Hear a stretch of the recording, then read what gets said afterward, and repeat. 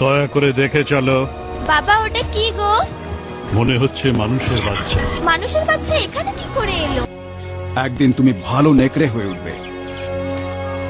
আর আমিও ভালো নেকড়ে হতে পারবো তো, তাই না? আউ আউ জঙ্গলে দুর্বল বাচ্চাদের খেয়ে ফেলা হয়।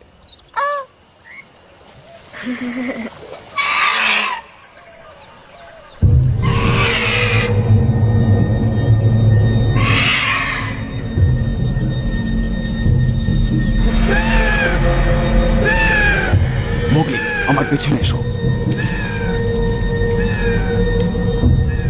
এক পাও নড়বে না এখান থেকে।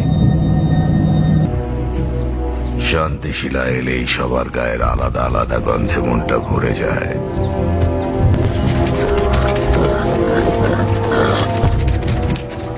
কিন্তু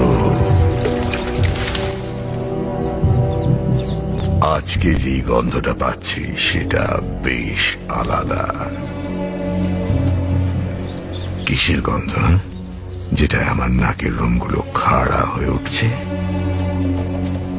আমার কেমন যেন মনে হচ্ছে এই গন্ধটা একটা মানুষের বাচ্চা।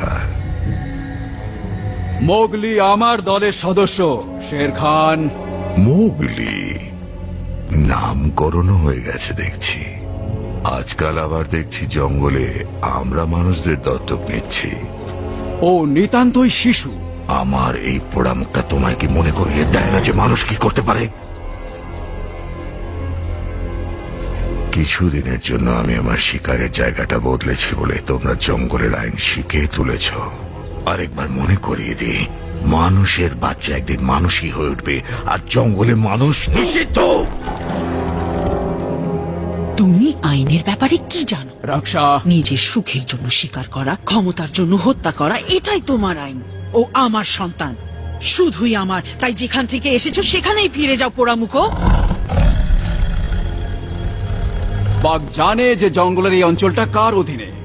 আমার বিশ্বাস যে ও আমাদের ধমকি দিতে আসেনি, বিশেষ করে যখন এই জলসন্ধি চলছে।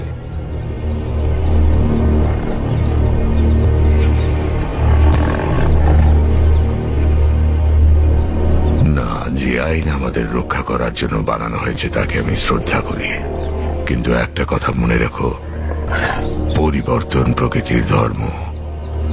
বর্ষাকালও আসবে, নদীর জলও বাড়বে, শান্তিশীলা জলে ডুবে যাবে, শেষ হবে জলসন্ধি।